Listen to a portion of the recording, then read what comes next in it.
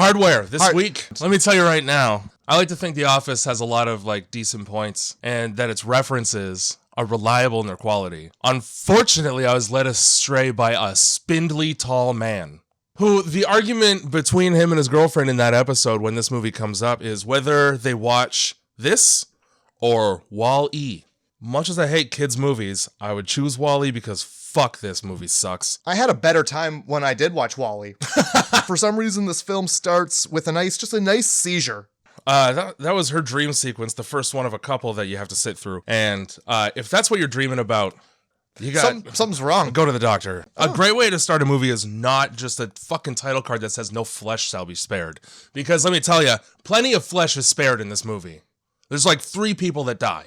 I'm pretty pissed off about this because this movie, when it came out, had an X rating, and they were like, wow, this is too much. Then they cut out all the violence. You know what? Yeah, as opposed to the 15-minute long full frontal fuck scene between Dylan McDermott and just some woman through a telephoto lens that a fat guy's looking at him through, and saying things that I would not dream to ever say to a woman. I'm taking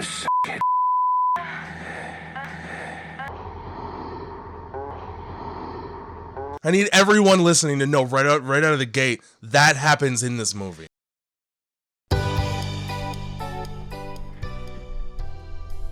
Hi, it's me again. Are you enjoying this video? Would you like it if it were, I don't know, 3 times the length? A whopping 21 minutes long? Then you would be wanting to check out our Patreon. Patreon.com/darkroastcult, where you could check out, like, you know, the whole thing from tip to wherever I decide that it begins, way down at the base. It's hidden. There's like it goes down further. There's roots.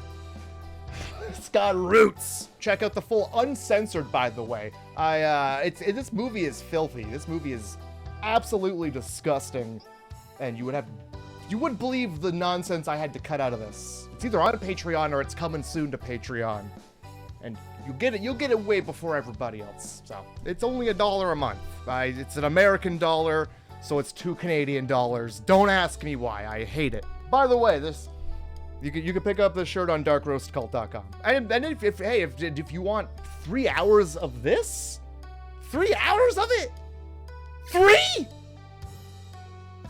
Grindhousemovie.club. That's like the quickest way to get to our podcast. Grindhousemovie.club.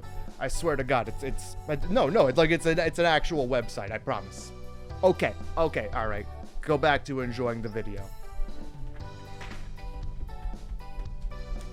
Dylan McDermott wears a power glove the whole movie. Yeah, they don't explain that. It really like, if you look closely at it, it's mostly rubber. And he brings it right into the shower when he fucks his girlfriend. Also, during that shower scene, the first thing he does is cup her naked ass with a cold metal hand.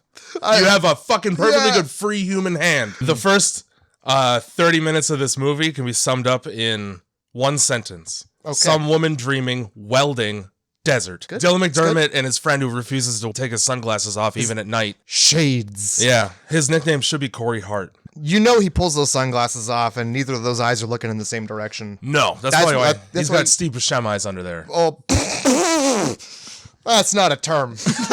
And we end up at this junkyard where there is a man who runs this almost, I would say, junk pawn shop. That's exactly what it is. And this is an important note later on in the movie because this guy knows exactly what is in Moses' hands.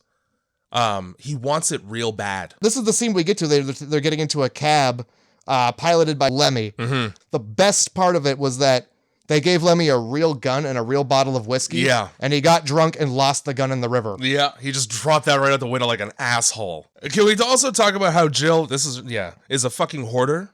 We could talk about that, but before that, can we talk about when they're like, hey, this place is going to hell, and then they just show a baby tied to a dead person? I want to point out that in her fridge are 2 beverages, one named Synth Milk and the other named Lactoplasm. Yeah, you see that lactoplasm get stomped on later, and it is a thick liquid. What is lactoplasm? Well, lactoplasm is a dairy substitute. Breast milk that a ghost produces. The junkyard attendant calls, and he's like, "Hey, I need to talk to you about this," because he's been like researching the serial numbers on his hand, and he's learned that it's a military expensive thing. Yes. During this section of the movie, we get the first kill, and again to reiterate, 30. So we're 40 minutes in before we see a murder in this horror movie about a killer robot that self-repairs. Yeah. And the murder that we see is not one. It's just poor Alvy on the ground with some blood in his mouth. And this is when the robot begins to assemble itself. Yes. Yes.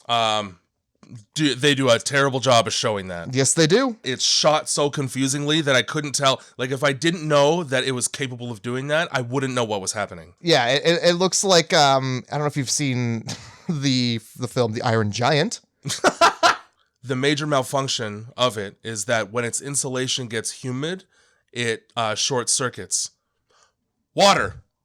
So a robot's worst enemy is water. Link is somehow better boyfriend than Moses because he shows up first. She opens the door and he's just there. Hi. And he's like, I'm coming. And then so he fucking goes in, he opens the blinds so Santa can see. You won't be able to see Santa Claus coming. And who's out there? Now, here's the issue. Mark 13 is on the windowsill outside the window. He smashes the window, and then he eviscerates Link. He goes right in at the stomach, and he doesn't stop there. Here's the problem. How'd he get out there?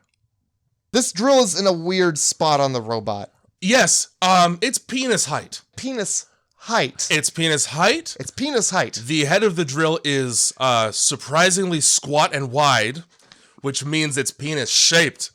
Fucking Jill looks into this robot's eyes and she knows within her heart that this bastard is using infrared. Yes. So she knows to get right in that fridge. Because that's how infrared works. Yeah. Because when you're in a cold environment, it instead of making the fact that your body temperature is higher stand out, it instantly makes you as cold as the environment.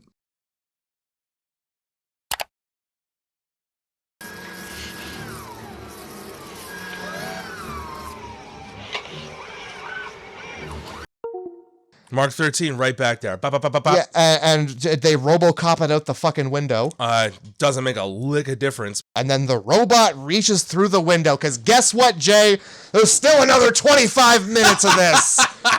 Now, Moses just decides within himself without checking that she is indeed dead. And then goes, well, bummer. And he gets needled. And is this where he slits his wrists? Yes. The Mark 13 taps into...